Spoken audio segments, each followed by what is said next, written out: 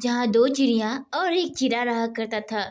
उसमें से एक चिड़िया गूंगी थी जो कि कुछ बोलने में असमर्थ थी। अरे पिंटू, मुझे तो चिंकी की बहुत फिक्र होती है। ना जाने इसकी जुबान वापस कब आएगी। कितने दिन हो गए इसके मुंह से कोई बात नहीं सुनी है। क्या करूं, इस चीज को लेकर तो मैं भी बहुत मजबूर हूँ। मुझे भी कोई उपाय नहीं सूझता और ये चिंकी की इस तरह से बातें ना करना मुझे भी बहुत उदास कर देती है। क्या किसी तांत्रिक के पास जाकर इसकी श्राप मुक्त हो सकती है? हाँ पिंटू, तुमने सही याद दिलाया।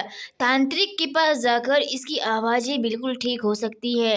तुम जंगल के रास्ते से होते हुए रिया पिंटू को एक तांत्रिक का नाम बताती है जिसके पास जाकर शायद चिंकी की आवाज वापस आ सकती थी। तुम्हें पता है ना पिंटू क्या करना है? और हाँ, तांत्रिक से थोड़ी अच्छे से बात करना, उसके सामने में अकड़ना मत। ठीक है दीदी, इस काम में कोई भी गड़बड़ नहीं होगी। जैसा तुमने बताया है मैं बिल्कुल वैसा ही करूँगा। तुम इस बात के लिए फिक्र मत करो। बस मुझे इस बात की चिंता है कि कहीं तांत्रिक ने अगर वो काम करने से मना कर दिया तब क्या होगा? अरे नहीं, ऐसी कोई बात नहीं होगी। वो हम सबों की दुख को दूर करते हैं और सबकी सुनते हैं। तुम बस उससे एक उपाय मांगना और वह तुम्हें एक अच्छा उपाय देंगे जिसमें कि तुम्हारा काम हो जाएगा।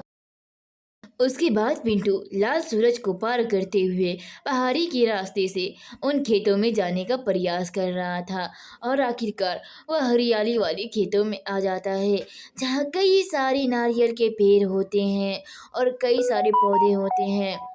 आखिरकार वह एक फ्रूट के घर में पहुंचता है जहाँ एक फ्रूट का बड़ा सा घर बना होता है और वहीं एक तांत्रिक बैठा होता है। क्यों वे छोटे चूजे, तो यहाँ क्या कर रहा है? तुम्हारी यहाँ क्या काम है और इस फ्रूट के घर में तुम करने क्या आए हो? बाबा तांत्रिक को मेरी तरफ से प्रणाम है। मैं आपसे कुछ मदद मांगने के लिए आया हूँ। कृपया करके मेरी मदद कर दीजिए। हाँ बताओ, मैं तुम्हारी क्या मदद कर सकता हूँ? किस अपेक्षा से तुम यहाँ आए हो? शायद कोई गुम हो गया है तुम्हारे घर से या कोई बड़े शिकारी ने तुम्हारी जातियों को खा लिया। नहीं तांत्रिक जी, ऐसी कोई बात नहीं है। दरअसल बात यह है कि मेरी एक छोटी बहन को एक श्राप लग गया है जिसकी वजह से वो अपनी जुबान से कुछ कह नहीं पाती हैं। मेरे पास इसका एक उपाय है। मैं तो तुम्हारी बातों को जान गया, चलो मैं तुम्हें इसका उपाय बताता हूँ। उसके बाद सुबह के 6 बज जाते हैं। बहुत ही हरियाली फैली होती है। दोनों अपने में बात करके चांद पर आते हैं और चांद पर तांत्रिक चिड़िया और पिंटू दोनों ही। पिंटू, यह पूर्णिमा की रात है और इस रात में सबकी इच्छा पूरी होती है। मेरे ख्याल से तुम्हारी बहन के भी श्राप मुक्त हो गए होंगे। धन्यवाद बाबा तांत्रिक, आपका बहुत बहुत शुक्रिया है कि आपने मेरी सच्चे दिल से मदद की। अगर आप ना होते तो सबसे बड़ा ईश्वर है, इस ईश्वर से बड़ा कोई नहीं। अगर तुम्हें धन्यवाद ही करना है तो ईश्वर का करो जो सबका ख्याल रखते हैं। उसके बाद पिंटू वापस अपने घर आ जाता है और देखता है तो उसकी दोनों बहन बहुत ही खुश दिखाई दे रही थी। अरे पिंटू, तुम आ गए। आज मैंने कितनों दिनों बाद अपनी प्यारी सी बहन की बातें सुनी है। पता है तुम्हारे जाने के 3 घंटे बाद? मुझे पता है, मैंने सब सुनी क्योंकि बाबा तांत्रिक ने मुझे सब कुछ जो कि यहाँ पर हो रहा था अपने कक्ष में दिखाया। शुक्रिया भैया और दीदी मेरी मदद करने के लिए। आज तुम लोग ना होते तो आज मैं अपनी जुबान से कुछ कह नहीं पाती। तो बच्चों, दुनिया में ऐसी कोई समस्या नहीं जिसका कोई समाधान नहीं, क्योंकि जिसे भी ईश्वर ने बनाया है बिल्कुल अच्छे तरीके से बनाया है। अगर कोई समस्या है तो उसका समाधान भी है। तो आप अच्छे से समस्या का समाधान ढूंढेंगे, ना कि उसे छोड़कर आगे बढ़ने का प्रयास करेंगे।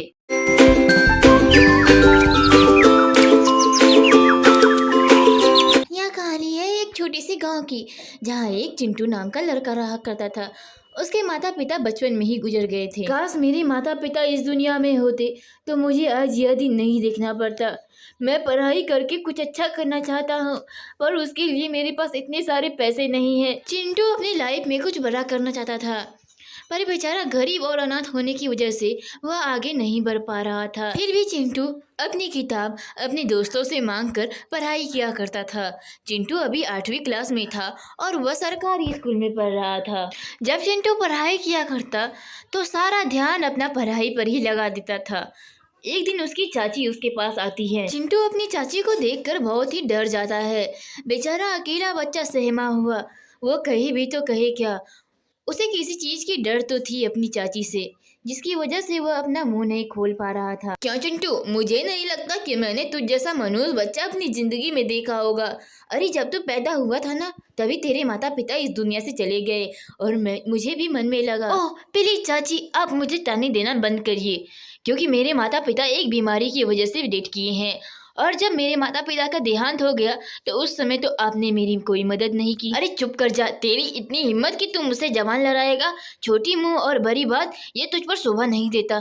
तुम जैसों की तो यही औकात है, तुम बड़े होकर कुछ दिनों बाद गैरेज में काम करोगे या फिर चाय दुकान पे काम करोगे। ऐसा कहकर चिंटू की चाची वहां से चली जाती है।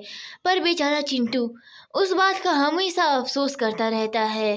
और वो अकेला बच्चा था, वह जो भी कर रहा था अपने बल पे कर रहा था। तुम देखना माँ, तुम जहाँ भी हो, मैं एक दिन अच्छा आदमी बनकर जरूर दिखाऊंगा। चाची के कहने से क्या होता है, चाची तो बस यूं ही बोलते रहती हैं, पर मुझे खुद पर भरोसा है। चिंटू के माता पिता के मरने के बाद उसके पिता की थोड़ी सी जमीन थी, जिसमें से चिंटू अपनी गुजारा फल और सब्जी उगाकर करता था। वह उन सब्जियों को, यह सब्जियां तो बिल्कुल अच्छे तरीके से हो चुकी है, इसे कुछ दिनों बाद उखाड़ कर मैं इसे मार्केट में सेल कर दूंगा और उन पैसों से अपनी पढ़ाई की सारी चीजें खरीद लूंगा, ताकि मुझे किसी चीज में दिक्कत ना हो। चिंटू अपनी खेती के पैसों से अपना पढ़ाई का सारा सामान पूरा किया करता था और वह इसी तरह अपना गुजारा करता रहा।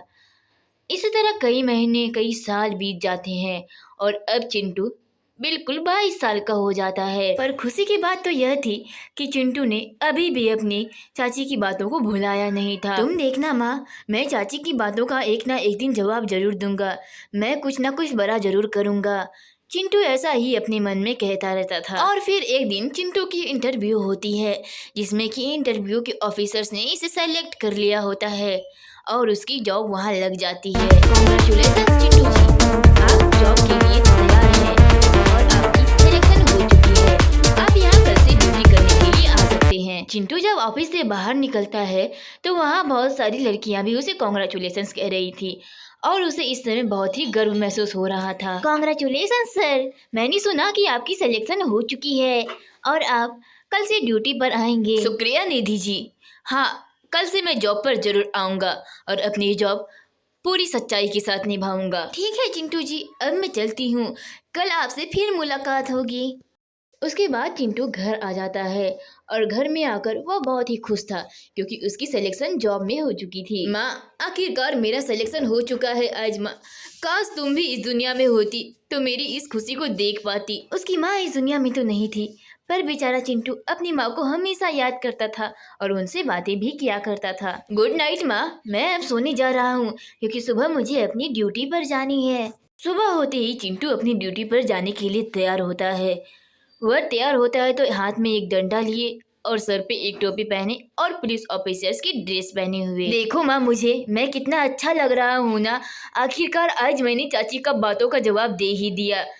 चाची हमेशा मुझे कोसती रही, पर आज मैं कुछ अच्छा हूँ तो सिर्फ उनकी वजह से। ऐसा कहकर पिंटू ऑफिस आ जाता है और ऑफिस आते ही उसकी मुलाकात निधि जी से होती है और उन दोनों ने कल ही मुलाकात की थी। गुड मॉर्निंग सर, आप अपने टाइम पर आए हैं और आई होप कि आप ऐसे ही सब दिन रहेंगे।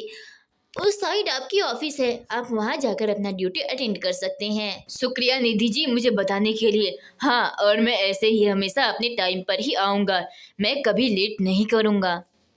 उसके बाद पिंटू अपने कामों को लगातार अच्छे तरीकों से करते गया। उसने एक से एक केस को सुलझाए और उनके सटीक जवाब दिए, ताकि कभी किसी में भेदभाव नहीं किया और ना ही किसी से कभी पैसे लिए।